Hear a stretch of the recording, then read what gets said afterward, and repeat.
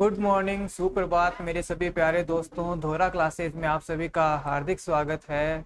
उम्मीद करता हूँ आप अपने घरों पर स्वस्थ और मस्त होंगे। चलिए जल्दी से जुड़ जाइए आज के सेशन में। आज का जो सेशन है उसके अंदर अपन मानव हृदय के बारे में चर्चा करेंगे। मानव रक्त के बारे में अपन ने 2 क्लासों के अंदर उस टॉपिक को कंप्लीट किया है। आज का पहला प्रश्न है, मानव हृदय से संबंधित अध्ययन को क्या कहा जाता है? ऑस्टियोलॉजी, ऑर्निथोलॉजी, जेनेटिक्स या कार्डियोलॉजी?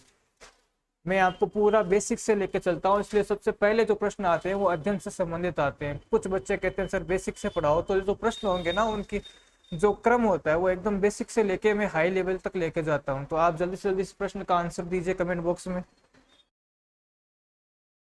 राधे राधे ओम कंवर, रोम रोम गोपाल जी, गोपाल गुजर ने लिखा है रोम रोम सर जी। तो भाई रोम रोम।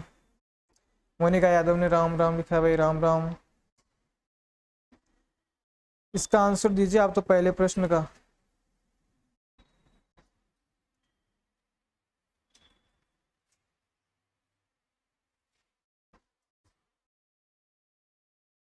रोम रोम सर, रोम रोम राहुल। हाँ भाई सभी ने रोम रोम। डी आंसर आ रहा है। वेरी गुड मॉर्निंग परी। तो इस प्रश्न क्या क्या आंसर होगा? आंसर लिखो ना। गुड मॉर्निंग तो हो गया, आप लेट आए हो थोड़े से। जल्दी से इसका आंसर दीजिए भाई। तो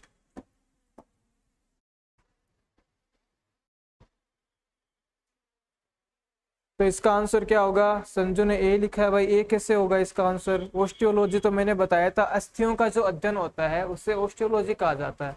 तो अपन किसकी बात कर रहे हैं? मानव हृदय की बात कर रहे हैं। तो हृदय के अध्ययन को क्या कहा जाता है? कार्डियोलॉजी। भाई याद रखना, जो कार्डियो शब्द आता है ना ये हृदय के लिए आता है। जब भी आप साइंस की भाषा के अंदर हृदय को पढ़ते हैं तो वहां पे आपको कार्डियो नाम नजर आएगा। ऑस्टियोलॉजी अस्थियों का अध्ययन होता है, स्टडी ऑफ बोन्स। ऑर्निथोलॉजी ये भाई पक्षियों से संबंधित होता है। तो जो स्टडी ऑफ बर्ड्स होते हैं पक्षियों से संबंधित, तो वो हो गया आपके ऑर्निथोलॉजी। जेनेटिक्स क्या है? जेनेटिक्स होता है जो आनुवांशिकता से संबंधित अध्ययन होता है, उसे अपन जेनेटिक्स कहते हैं। किससे संबंधित है?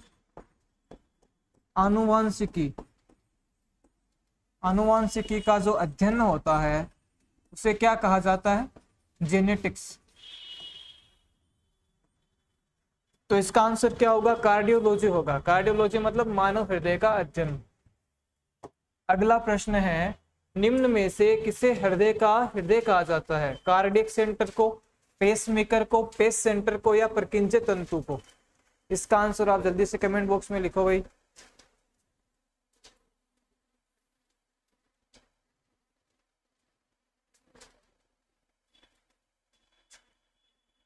इसका आंसर दीजिए दो भाई दूसरे क्वेश्चन का, कि हृदय का हृदय किसे कहा जाता है? इनमें से कार्डियक सेंटर को कहा जाता है या पेस मेकर को कहा जाता है या पेस सेंटर को कहा जाता है या परकिंजे तंतु को कहा जाता है?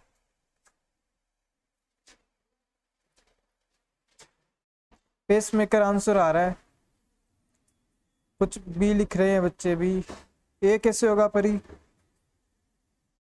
अर्जुन को, अर्जुन ने डी लिखा है। डी नहीं होगा भाई।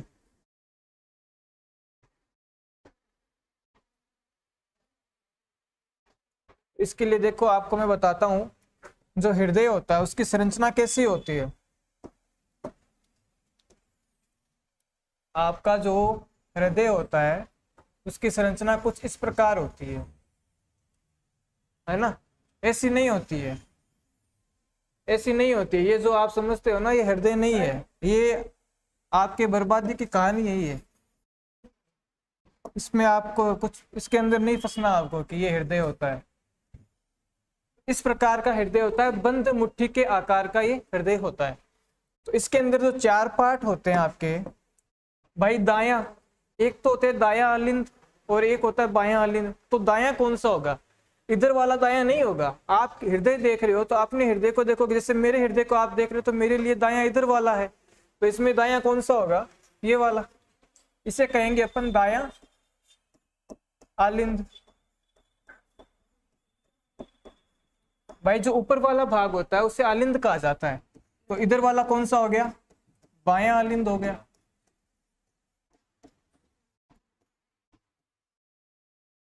फिर नीचे वाले को अपन कहते हैं नीले। तो ये कौन सा नीले हो गया, बायां नीले। और ये हो गया दायां दायां नीले।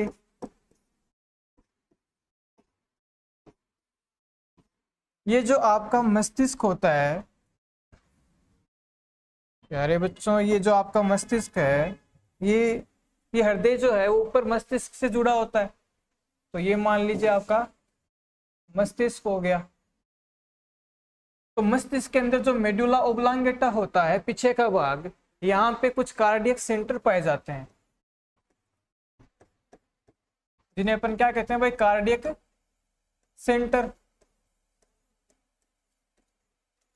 और जो हृदय है आपका, इस हृदय के अंदर यहाँ पे एक एस ए नोड पाया जाता है, एस ए नोड, सीरा आलिंद पर्व कहा जाता है जिसे एस ए नोड। ये सीधा जो है ना आपके मस्तिष्क का जो कार्डियक सेंटर होता है, ये सीधा उससे जुड़ा होता है।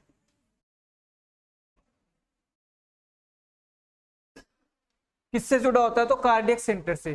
क्यों जुड़ा होता है, क्योंकि मस्तिष्क का कौन सा भाग, प्रश्न आ जाए कि मस्तिष्क का कौन सा भाग आपके हृदय की गति को नियंत्रित करता है, तो वो होता है कार्डियक सेंटर।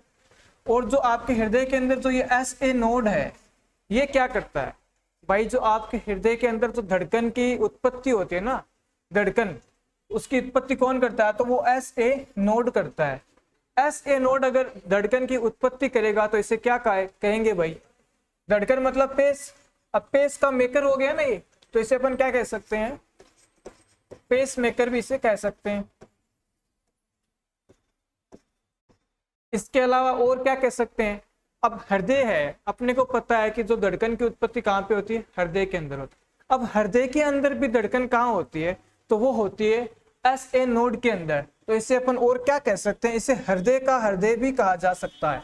जो एस ए नोड है, इसे और क्या कह सकते हैं भाई, हृदय का हृदय।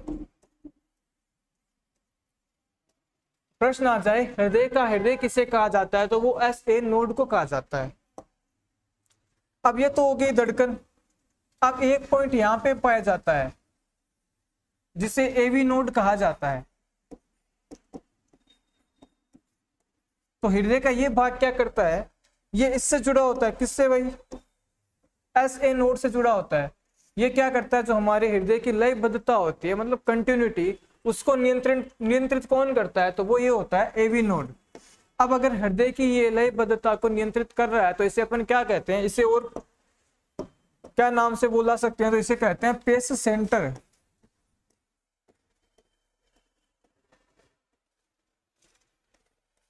तो इसके अंदर एक तो एवी नोड होता है जिसे पेस सेंटर कहा जाता है, एक होता है एस ए नोड जिसे अपन हृदय की उत्पत्ति के कारण इसे क्या कहते हैं, हृदय का हृदय या पेस मेकर कहा जाता है। ये मस्तिष्क के कौन से भाग से जुड़ा होता है, मतलब कौन से भाग का नियंत्रण हृदय पे होता है, तो वो होता है कार्डियक सेंटर का।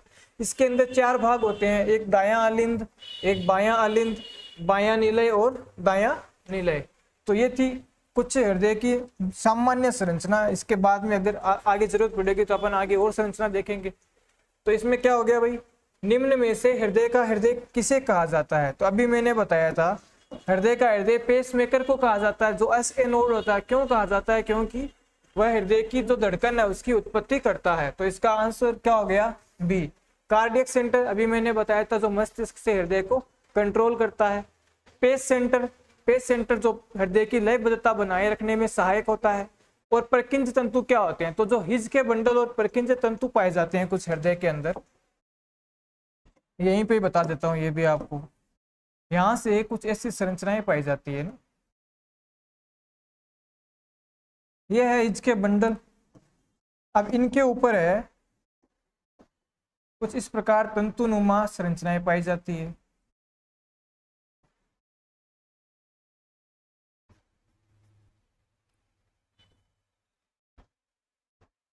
इनका कार्य क्या है भाई? हृदय के अंदर जो हृदय की जो संवेदनाएं होती है, सूचनाएं होती है या समन्वय जो गति होती है, उनको हृदय की दीवारों तक पहुंचाना।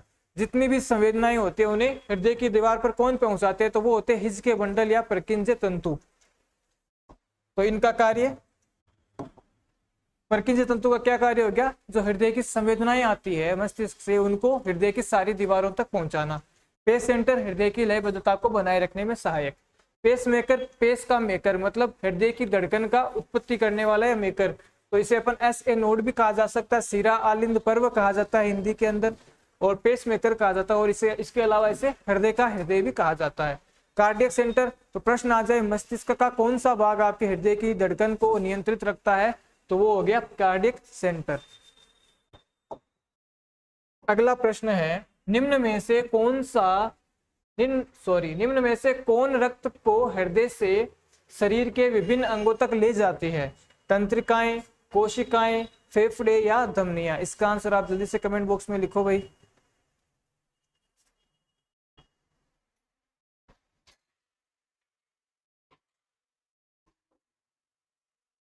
विनोद मीणा इमोजी भेज रहा है दिल के 7-8 कलर के भेज दिया आपने। फिर आप पूछ रहे हो कौन सा कलर होता है? भाई इतना नहीं जाना अपने को डीप में, ऐसे इतने इमोजी नहीं देगा वो आपको। आपने 8 इमोजी भेजे और एग्जाम के अंदर भी 4 ही ऑप्शन आते हैं। हाँ, राम राम राजवंती। इसका बताओ भाई। सर विपरीत लिंग आकर्षण में दिल का कोई रोल नहीं होता है क्या? अरे मैंने बताया था, भावनाओं का केंद्र होता है मस्तिष्क का हाइपोथैलेमस। जो हाइपोथैलेमस होता है वो होता है भावनाओं का केंद्र। जितना भी प्यार या घृणा या नफरत जो होती है ना, क्रोध भी आता है, तो वो इनका केंद्र कौन होता है? हाइपोथैलेमस। ये तो बेचारा फालतू में बदनाम है, इसका काम तो केवल रक्त को पंप करना है, रक्त को विभिन्न शरीर के अंगों तक पहुंचाना होता है।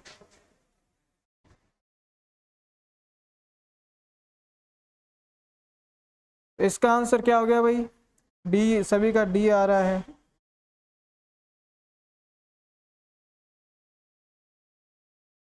तो इसका आंसर क्या हो गया? धमनियां। अब भाई धमनियां क्या होती है, शिराएं क्या होती है, उसको भी अपन देख लेते हैं एक डायग्राम से।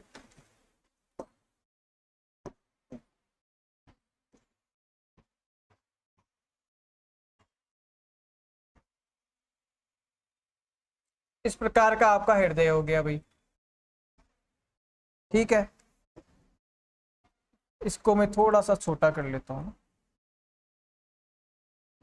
ताकि आपको पूरी क्रियाविधि इसके समझा सकूं कि हृदय की क्रियाविधि क्या होती है। इधर मैं बना देता हूँ फेफड़े भाई अपने शरीर के।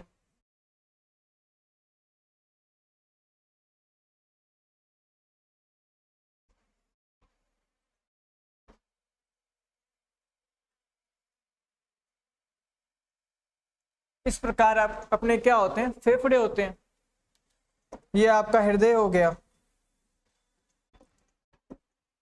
और ये मान लो कुछ कोशिकाएं हैं जो हमारे शरीर के अंदर क्या पाई जाती है भाई? कोशिकाएं तो होती है। तो अब हृदय क्या करता है? हृदय का ये जो भाग होता है नीचे वाला, यहां से क्या जाती है भाई? यहां से निकलती है धमनियां। इसको अपन, ये क्या करेगी? यहां से लेके यहाँ पे जो O2 वाला रक्त होता है, मतलब जो रक्त, ऐसा रक्त जिसमें ऑक्सीजन गैस हो, ऑक्सीजन जनित या ऑक्सीजनित रक्त जो होता है, उसे कहां पे ले जाएगा? विभिन्न कोशिकाओं तक ले जाती है। कौन लेके जाती है? तो ये होगी धमनी, ठीक है। फिर यहां से क्या होगा? यहां से जो O2 है, ये O2 तो इसने ले ली कोशिका ने, और अपना जो ऑक्सीकरण होता है पदार्थों का वो इसने कर लिया, पोषक पदार्थों का। फिर इसने वापस क्या छोड़ी भाई? CO2 छोड़ी। तो अब ये CO2 जो है यहाँ से, ये इस नलिका में आ जाएगी। फिर ये कहाँ जाएगी? ये आपके हृदय के इस ऊपर वाले भाग में जाती है। तो ये जो ऊपर वाले भाग में आई है, ऊपर वाली हमेशा ध्यान रखना सिराएं होती है, तो ये क्या हो गई? ये सिरा हो गई। नीचे वाली हमेशा धमनियां होगी। अब यहाँ पे रक्त आ गया भाई, कहाँ पे आ गया? जो आपका ये कौन सा आलिंद था? दायां आलिंद था। दाएं आलिंद के अंदर सिराएं रक्त लेके आ गई। कौन सा रक्त लेके आई? ये अशुद्ध रक्त, जिसमें क्या है भाई? CO2 है, O2 नहीं है। तो अब ये यहाँ से कहाँ पे आएगा भाई? यहाँ से इस नीचे वाले नीले के अंदर आएगा। तो ये कौन सा नीले? दायां नीले। अब यहाँ से ये कहाँ पे जाएगा? फेफड़ों के पास। ठीक है, अब यहाँ पे ये आ गया। यहाँ पे क्या करेगा? ये कौन सा था भाई? यहाँ पे CO2 वाला रक्त था, कार्बन डाइऑक्साइड वाला। अब ये जो अशुद्ध रक्त है कार्बन डाइऑक्साइड वाला, ये यहाँ पे आएगा और यहाँ से क्या होगा भाई? जो यहाँ पे CO2 है वो तो चली जाएगी फेफड़ों में, फेफड़ों के द्वारा बाहर निकाल दी जाती है। और जो फेफड़ों के द्वारा अपन क्या लेते हैं भाई? ऑक्सीजन गैस लेते हैं श्वसन के अंदर, वो वापस क्या होगा? इन नलिकाओं में आ जाएगी। कौन सी गैस आएगी? तो O2 जो है वो यहाँ पे आ जाएगी। फिर ये कहाँ पे आती है? जो आपका ऊपर वाला भाग होता है हृदय का, ऊपर वाला भाग, इधर वाला कौन सा हो गया? बायां आलिंद। तो यहाँ पे आती है। तो ऊपर वाली हमेशा क्या होती है? सिराएं होती है। क्योंकि ये सिरा फेफड़े से जुड़ी है तो इसे अपन क्या कह सकते हैं? इसे अपन फुफ्फुसीय सिरा कह सकते हैं, या इसे पल्मोनरी सिरा भी कहा जाता है। पल्मोनरी सिरा। तो भाई ये वाली जो धमनी है इसे क्या कह देंगे? इसे भी पल्मोनरी धमनी कहेंगे, जो फेफड़ों से जुड़ी है। तो ये आपकी क्रियाविधि हो गई कि यहां से जो बायां नीले है, यहां से कोशिकाओं में रक्त लेके जाती है धमनी। तो ये जो धमनी होती है इसे और क्या कहते हैं? इसे महाधमनी कहा जाता है ना। इसे महाधमनी कहते हैं कि सबसे बड़ी धमनी होती है जो कहाँ पे ले जाती है? विभिन्न कोशिकाएं जितनी भी होती है हमारे शरीर की, वहां पे रक्त को लेके जाती है। फिर यहाँ पे क्या होता है भाई? ऑक्सीजन कोशिकाओं को दे देती है, क्योंकि ऑक्सीजन की जरूरत होती है कोशिकाओं को। किसके लिए? पोषक पदार्थों के ऑक्सीकरण के लिए। फिर वहां पे ऊर्जा मुक्त होती है, जिसके द्वारा क्या होती है? कार्बन डाइऑक्साइड जो है वो कोशिकाएं किनको देती है? रक्त नलिकाओं को देती है। ये जो नलिकाएं ये सिराएं कहलाती है। ये दायां आलिंद के अंदर क्या लेके आती है? रक्त को लेके आती है। फिर ये रक्त यहाँ से पंप होके फेफड़ों के पास जाता है। फिर यहाँ से CO2 जो है फेफड़ों में चली जाएगी और O2 कहाँ पे आ जाएगी? इन नलिकाओं में। फिर ये जो नलिकाएं यहाँ पे बायां आलिंद के अंदर रक्त लेके आती है, ये कौन सा रक्त लेके आई है? शुद्ध रक्त लेके आई है ना। तो ये कौन सी हो गई? ये फुफ्फुसीय सिरा या पल्मोनरी सिरा होगी। क्यों? क्योंकि ये फेफड़ों से जुड़ी हुई है। तो अब यहाँ से अपन कार्य देख सकते हैं। जो धमनियां होती है उनका कार्य भाई, एक तो होते हैं अपवाद और एक होती है जो रियल कार्य है। तो रियल असली जो कार्य है भाई, ये धमनियों का कार्य क्या हो गया? शुद्ध रक्त को ले जाना। इसका अपवाद कौन सी हो गई? ये वाली, क्योंकि ये तो अशुद्ध रक्त ले जा रही है। तो हमेशा जो पल्मोनरी वाली होगी ना, चाहे धमनी हो चाहे सिरा हो, वो तो होती है अपवाद। और जो रियल कार्य कौन करिए? तो धमनी का रियल कार्य क्या हो गया? शुद्ध रक्त ले जाना। और सिराओं का रियल कार्य क्या हो गया? ये वाली सिरा है ना, इसका देखेंगे अपन कौन सा? अशुद्ध रक्त लाना। तो इसका अपवाद कौन सा हो गया? फुफ्फुसीय सिरा, सिराओं का अपवाद है। फुफ्फुसीय धमनी या पल्मोनरी धमनी धमनियों का अपवाद होती है। तो ये हृदय की क्रिया होती है। अब अपना प्रश्न क्या है? देखो, निम्न में से कौन रक्त को हृदय से शरीर के विभिन्न अंगों तक ले जाती है? तो धमनियां ले जाती है ना। ये देखो धमनियां ले जाती है। अब इसके ऑप्शन तो देखो एक बार आप। तंत्रिकाएं, तंत्रिकाएं तो होती ही नहीं है। तंत्रिकाएं किसमें होती है भाई? मस्तिष्क में होती है, न्यूरॉन्स। कोशिकाएं, कोशिकाओं के पास तो रक्त लेके जाना है, वो खुद ही ले लेगी, तो फिर धमनियों का क्या काम है? फेफड़े, फेफड़े तो अलग अंग हो गए, रक्त लेके थोड़ी जाएंगे। उनका तो यहाँ पे केवल आदान प्रदान करना कार्य होता है ना। तो वो तो श्वसन तंत्र में आ गए। तो इसका सही आंसर क्या हो गया भाई? धमनियां। इसका अगला प्रश्न है, निम्न में से कौन सा अंग अशुद्ध रक्त संचार करता है? पल्मोनरी सिरा, तंत्रिकाएं, पल्मोनरी धमनी या महाधमनी? इसका आंसर आप जल्दी से कमेंट बॉक्स में लिखो। वेरी गुड मॉर्निंग शुरू भाई।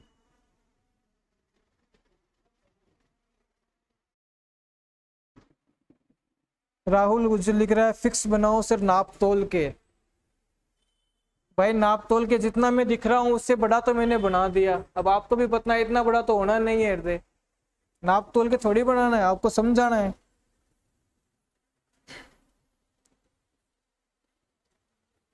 मेन अपना मकसद यही है, आपको समझ में आना चाहिए। इसका आंसर दो आप जल्दी से चौथे प्रश्न का।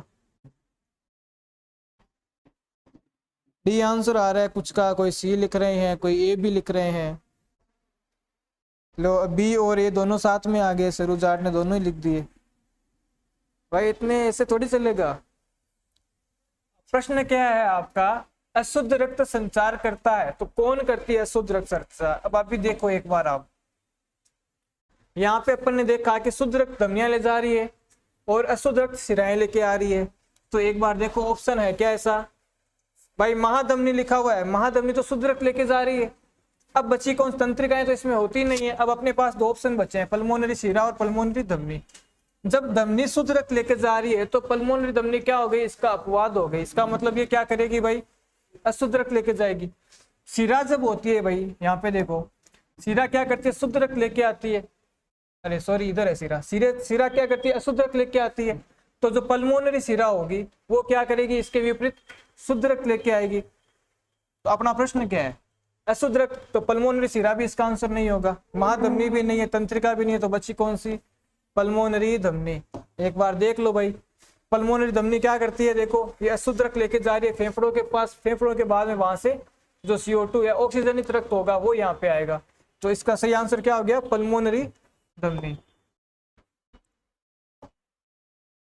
भाई समझ में आ रहा है तो लाइक कर दो। अगला प्रश्न देखो, निम्न में से कौन सी शिरा फेफड़ों से हृदय में शुद्ध रक्त लाती है।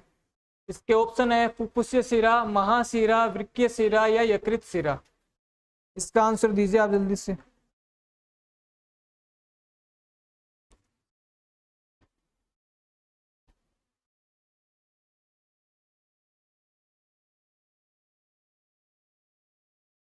इसका आंसर दो भाई, ए आ रहा है कुछ का ऑप्शन।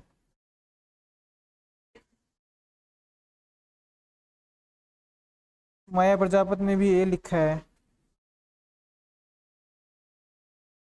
चौहान ने भी ए लिखा है, उनको राहुल गुर्जर ने बी लिखा है। आप कह रहे थे थोड़ा फिक्स समझाओ नाप तोल के, आपके आंसर तो बी आ रहे हैं। समझ में तो आपको आए नहीं, आपका ध्यान है केवल नापने तोलने पर, नापना तोलना नहीं है, आपको समझना है भाई, है ना। आंसर बी नहीं होगा राहुल जी। आसाराम ने भी, बेरवा ने भी बी लिखा है, परिन ने भी दो लिखा है, दो कैसे होगा भाई। जिन्होंने भी ए लिखा है, संजय गोदारा ने भी ए लिखा है, सपना भार्गव ने भी ए लिखा, तो जिन्होंने ए लिखा है उनका आंसर सही है। अब इसका अपना प्रश्न क्या है, फेफड़ों से हृदय में शुद्ध रक्त कौन लाती है। तो ये देखो अभी डायग्राम में मैंने समझाया कि भाई फेफड़ों से शुद्ध रक्त कौन लेके आ रही है, फुफ्फुसीय शिरा। तो यहाँ पे सोचने की जरूरत ही नहीं है, क्या हो गया, फर्स्ट ऑप्शन ही आंसर हो गया ना। अगला प्रश्न, मानव हृदय का दाहिना भाग रक्त प्राप्त करता है, शुद्ध रक्त प्राप्त करता है, अशुद्ध रक्त प्राप्त करता है, मिश्रित रक्त प्राप्त करता है, या इनमें से कोई नहीं। इसका आंसर आप जल्दी से कमेंट बॉक्स में लिखो भाई। जो मानव हृदय है उसका दाहिना भाग कौन सा रक्त प्राप्त करता है।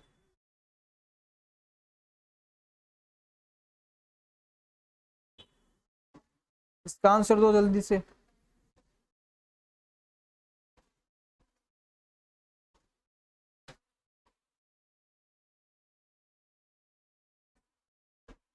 सर हम मैथ के स्टूडेंट है, मैं भी मैथ का स्टूडेंट हूँ, तो क्या करूँ फिर, साइंस भी तो पढ़नी पड़ेगी ना, केवल मैथ से तो जॉब लगनी है नहीं, पढ़ना तो सारा ही पड़ेगा। बी आंसर आ रहा है सभी का। आरती सोनी ने ए लिखा है, ए कैसे होगा।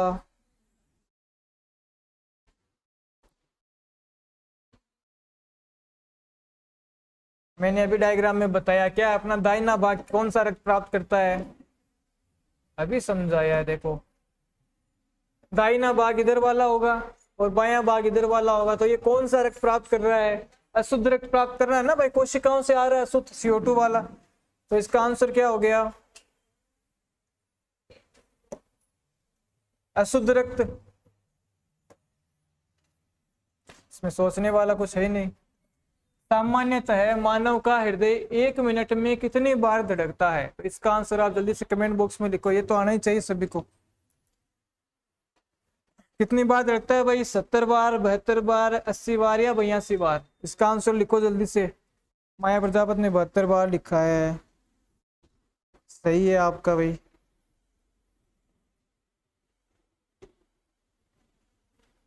जल्दी से कमेंट बॉक्स में लिखो सभी। बी आंसर आ रहा है सभी का। प्रेम कुमार का भी बी आया, ओम कुमार, बिट्टू, आसाराम, सभी का सही है भाई, सभी ने बी लिखा है, तो ये तो सभी को आ रहा है। तो मानव का हृदय 1 मिनट में कितनी बार धड़कता है? 72 बार। ऐसे प्रश्न भी आते हैं। निम्न में से किन की भित्तियों पर रक्त द्वारा डाले गए दाब को रक्त दाब कहते हैं? तो भाई रक्त दाब या रक्तचाप किसे कहा जाता है? भाई कौन सी दीवारें, मतलब कौन सी नलिकाएं होती है, कौन होता है भाई? हृदय होता है, किसकी दीवारों पर जो है रक्त द्वारा जो दाब डाला जाता है उसे क्या कहा जाता है? मतलब रक्त दाब किसे कहा जाता है? तो बताओ, हृदय की दीवारों पर जो डाला गया दाब होता है उसे कहते हैं, या शिराओं की दीवारों पर, या धमनियों की दीवारों पर, या कोशिकाओं की दीवारों पर? इसका आंसर बताओ जल्दी से।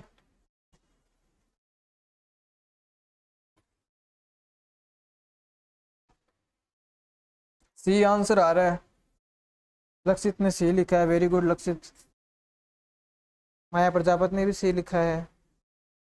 अवनी चौधरी ने बहुत बढ़िया आंसर दिया, सिराओं। सिराओं नहीं होगा, धमनी होगा इसमें। इसमें क्या आंसर होगा? धमनियां।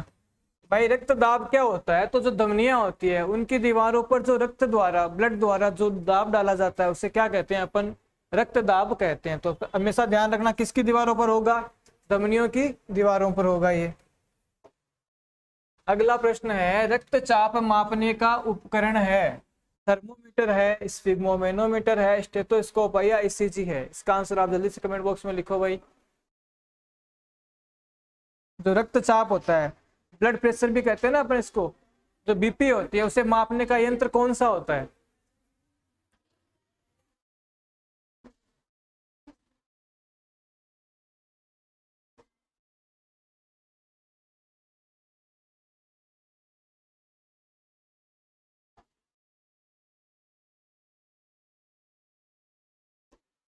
20 मीना लिख रहा है सर, बहुत सारी जगह पशुपालन में जीके भी पढ़ा रहे हैं भाई, बहुत सारी जगह का हमें क्या करना है?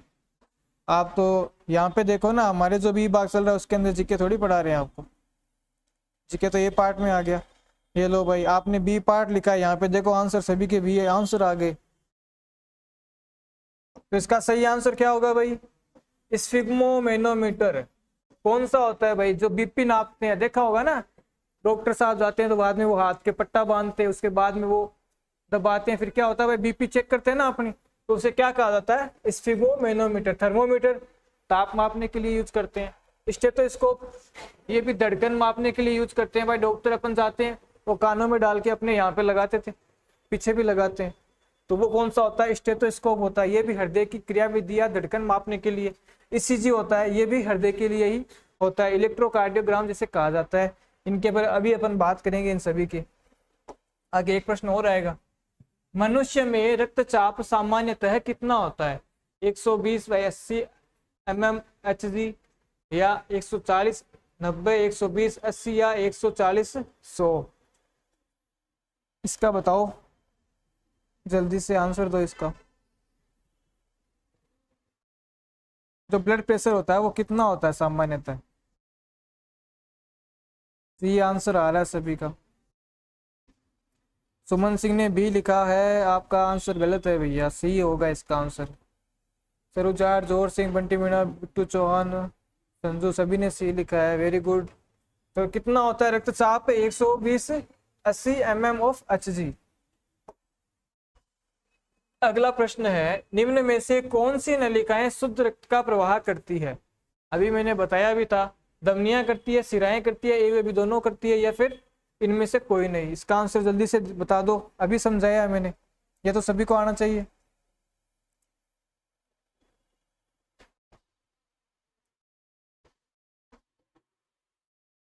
ए आ रहा है सभी का आंसर।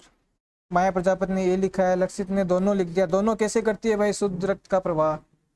मैंने सिरा और धमनी कहा है, मैंने पल्मोनरी सिरा या पल्मोनरी धमनी, इसमें ऑप्शन है ही नहीं। दोनों तो हो ही नहीं सकती ना, दोनों नहीं होगा ऑप्शन के अंदर भाई। सी आंसर नहीं आएगा। शुद्ध रक्त का जो प्रवाह करती है वो होती है धमनियां।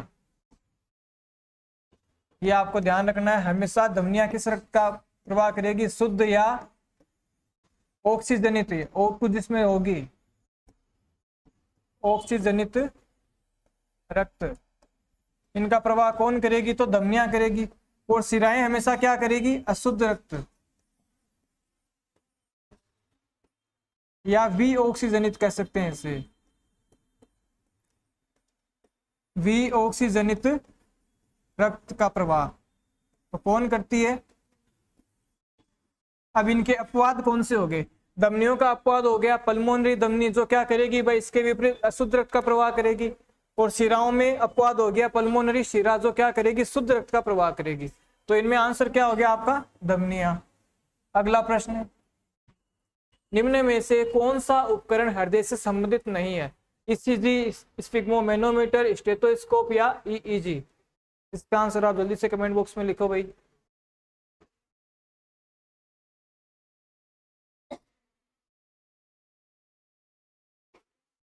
बंटी मीना लिख रहा है सबसे कठोरतम धातु कौन सी है, चांदी है, सोना है या प्लेटिनम है। आपको क्या करना है, अभी जो पढ़ा रहा हूं उसका आंसर दो ना पहले। आप बार बार इसी एक ही कमेंट को कॉपी पेस्ट कर रहे हो, उसकी भी बारी आएगी, सभी पढ़ाएंगे ना आपको, छोड़ेंगे थोड़ी कुछ। लो गुड़िया ने आंसर दे दिया टंगस्टन। आपने 3 का पूछा था, उसमें से है नहीं, ये तो अलग ही आंसर दिया आपको, सही भी दिया है। इसका आंसर दो भाई।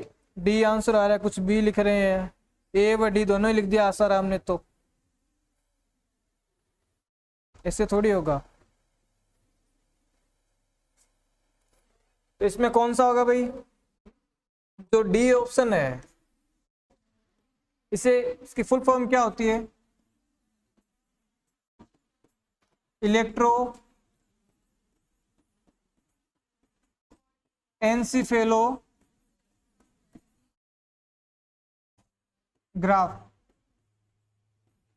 तो ईईजी जो होता है, इसका फुल फॉर्म क्या हो गया, इलेक्ट्रो एनसीफेलोग्राफ। ये क्या होता है, ये मस्तिष्क से संबंधित होता है, जो मस्तिष्क की क्रियाविधि होती है उसकी संबंधित जो बीमारियां होती है उसकी जांच के लिए कौन सा यंत्र काम में लेते हैं, तो ईईजी। इसके अलावा ये जो 2 है, ये तीनों है ना, ये किससे संबंधित हो गए, आपके हृदय से संबंधित हो गए। अब इनके बारे में भी देख लो। ईसीजी क्या होती है, इसे कहते हैं इलेक्ट्रो कार्डियोग्राम कहते हैं इसे। तो फुल फॉर्म कभी पूछ ली जाए तो ईसीजी की क्या हो गई, इलेक्ट्रोकार्डियोग्राम। ये कौन सी होती है भाई, टीवी सीरियल देखे होंगे ना, फिल्में, उनमें पागल बनाते हैं कुछ टाइम तक भाई, जो रोगी होता है उसको मृत दिखा देते हैं, अचानक से उसके अंदर क्या आती है भाई, धड़कन की उत्पत्ति आ जाती है। तो जब धड़कन आएगी तो उसमें कुछ ऐसी कंप्यूटर के अंदर, स्क्रीन के अंदर ऐसा कुछ आती है भाई, लाइनें इस प्रकार से डिनोट की आती है ना, वो होती है मशीन। कौन सी होती है, ईसीजी की मशीन, जिसमें क्या दिखाते हैं भाई, हृदय की जो धड़कन होती है उसे दिखाया जाता है। स्फिग्मोमेनोमीटर मैंने अभी बताया था आपको, रक्त दाब मापने के लिए होता है। कौन सा, वही भाई बीपी वाला, जिसमें हाथ पे आपके पट्टा बांधते हैं, उसके बाद में बीपी का चेक किया जाता है। स्टेथोस्कोप भी सबने देखा है, डॉक्टर कान के लगाता है और फिर बाद में अपनी धड़कन और पीठ के अंदर से क्या करता है भाई, जो हृदय की धड़कन होती है, क्रियाविधि होती है, उसकी धड़कन को सुनने के लिए। तो कौन सा यंत्र हो गया, स्टेथोस्कोप हो गया। तो ये तीनों ही किससे संबंधित हो गए, हृदय से संबंधित। और जो ईईजी है वो आपके मस्तिष्क से संबंधित हो गया। अगला प्रश्न है, असामान्य रूप से हृदय की धड़कन का तेज हो जाना क्या कहलाता है, ब्रेडिकार्डिया, टेकिकार्डिया, रक्तचाप या इनमें से कोई नहीं। इसका आंसर जल्दी से कमेंट बॉक्स में लिखो भाई।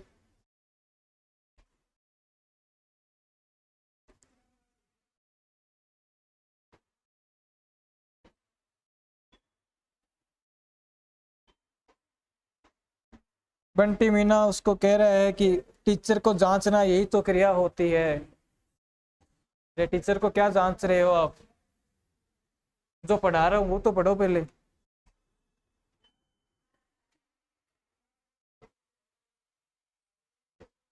इसका आंसर दो भाई। सी आंसर आ रहा है, राहुल ने सी लिखा है।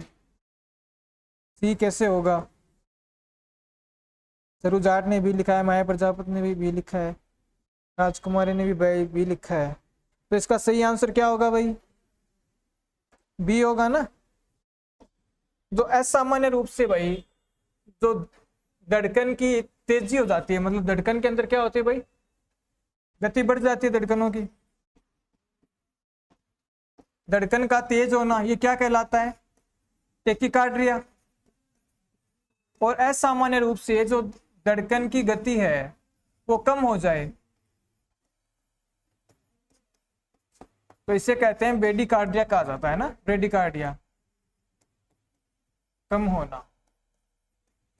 तो ये भी आपको ध्यान रखना है। ट्रेकी का मतलब हो गया फास्ट, ब्रेडी का मतलब हो गया कम, स्लो। तो कार्डिया का मतलब मैंने बताया था, कार्डिया किसके लिए आता है, हृदय से संबंधित वर्ड है।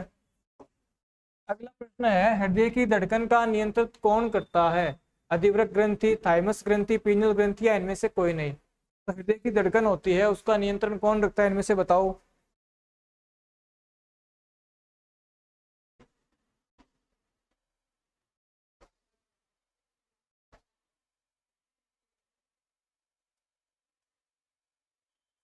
इसका आंसर बताओ।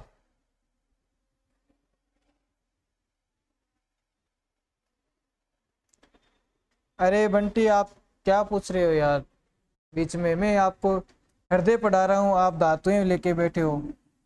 आप हीरा, हीरे की बात कर रहे हो, हीरा धातु थोड़ी है, हीरा तो धातु कार्बन से बना हुआ एक पदार्थ होता है, हीरा धातु में थोड़ी आएगा। वो तो एक कार्बनिक पदार्थ है, वो सबसे कठोर होता है। लेकिन धातु की वो जो बात कर रही है टंगस्टन, वो भी कठोर धातु है। आप उसको उससे लड़ रहे हो गुड़िया से कि ये कठोर कैसे हो गई। इसका आंसर बताओ। अधिवृक्क आ रहा है सभी का आंसर। क्यों भाई, जो अधिवृक्क ग्रंथि या एड्रिनलिन या एड्रिनल ग्रंथि जो होती है ये क्या करती है,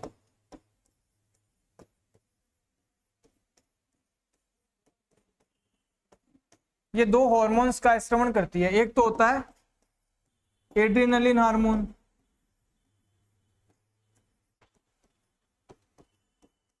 और एक होता है नोर एड्रिनलिन हार्मोन।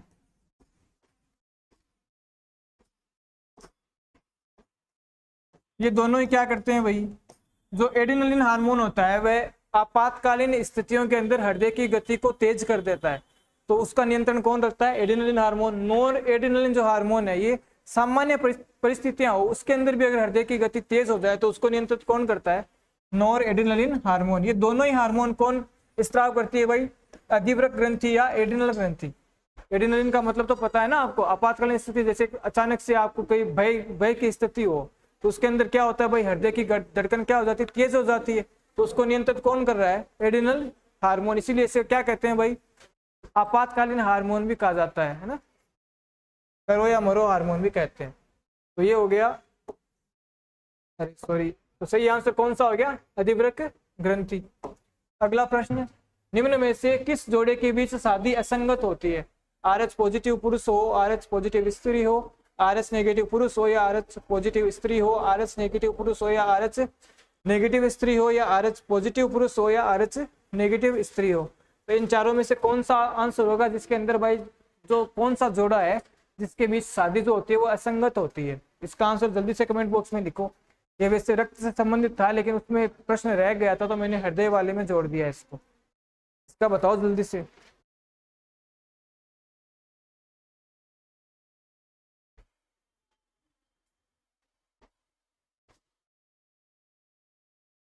विनोद मीना लिख रहा है, सर क्लास में जो फालतू बात करे उनको धक्का देके बाहर निकालो। अरे ये बॉस का स्वभाव नहीं जानते हैं अभी।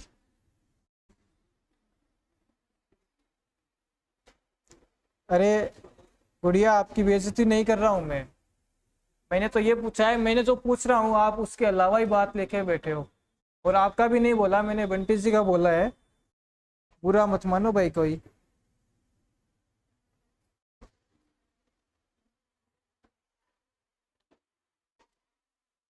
इसका आंसर दो भाई जल्दी, सभी का डी आ रहा है। मुराद खान ने सी लिखा है, लक्षित ने डी, प्रेम कुमारी ने भाई ए लिखा है।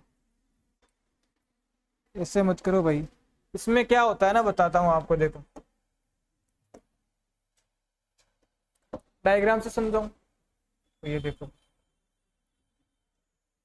ये मान लो मादा का शरीर है और ये इसके अंदर मान लो गर्भाशय है। यहाँ पे मान लो कुछ, मान लो ये शिशु है, तो अब अगर RH पॉजिटिव, ये पुरुष हो गया, ये स्त्री हो गई, ये अगर RH पॉजिटिव है इसका और इसका RH नेगेटिव है, तो पॉजिटिव और नेगेटिव जो वाले होते हैं इनके भाई जो है ना, जैविक रूप से ये निषेध विवाह होता है। मतलब इन दोनों के शादी जो होती है वो असंगत होती है। कैसे भाई, मादा की जो है एंटी जो रक्त समूह है कौन सा है, ये नेगेटिव है। अब पुरुष वाला है जो बच्चे के अंदर आएगा, तो ये कौन सा हो गया, पॉजिटिव का रक्त समूह हो गया। भाई इसका ब्लड ग्रुप पॉजिटिव हो गया, इसका नेगेटिव हो गया।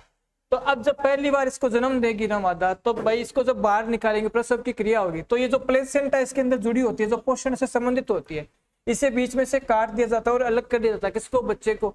तो अब जो प्लेसेंटा है इसके साथ में क्या होगा, जो इसकी तो पॉजिटिव वाली रक्त थी, तो जो पॉजिटिव वाला रक्त समूह है वो कुछ यहाँ पे शरीर के अंदर रह जाता है, भाई प्लेसेंटा के साथ में जुड़ा रह जाएगा। तो अब क्या होगा, जो नेगेटिव वाला तो ज्यादा है और पॉजिटिव वाला कम है, तो जो नेगेटिव वाला रक्त समूह होता है वो पॉजिटिव के खिलाफ क्या करेगा, एंटीबॉडी का निर्माण करेगा। किसके लिए, इसको खत्म करने के लिए। अब पहली बार जब बच्चे को जन्म दिया तो वो सुरक्षित बाहर निकाल लिया गया, भाई जन्म हो गया, उसका प्रसव की क्रिया हो गई अच्छे से। लेकिन जब एंटीबॉडी बन गई है नेगेटिव के खिलाफ, सॉरी पॉजिटिव के खिलाफ, तो अब क्या होगा, जब भी दूसरा बच्चा होगा तो वो भी पॉजिटिव वाला ही होगा, तो उसके खिलाफ पहले से क्या है, एंटीबॉडी बनी हुई है। किसके अंदर, मादा के शरीर के अंदर।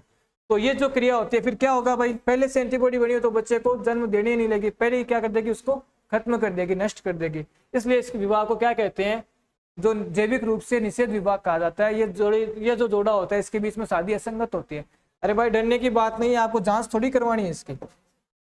आजकल क्या होता है, प्रसव के 24 घंटे के भीतर भीतर क्या NTD के इंजेक्शन दिए जाते हैं, जिसमें क्या होता है, एंटीबॉडी का निर्माण नहीं होता है। तो एंटीबॉडी का ये निर्माण नहीं होगा इसके खिलाफ, तो आगे आराम से संतान है उसकी उत्पत्ति हो जाएगी। तो NTD के इंजेक्शन दिए जाते हैं, और इसे इस जो सिचुएशन है इसमें क्या करेगी भाई, ये खत्म कर देती है एंटीबॉडी। किसको, आने वाले बच्चे को। इसे क्या कहते हैं, इसे कहा जाता है इरिथ्रोब्लास्टोसिस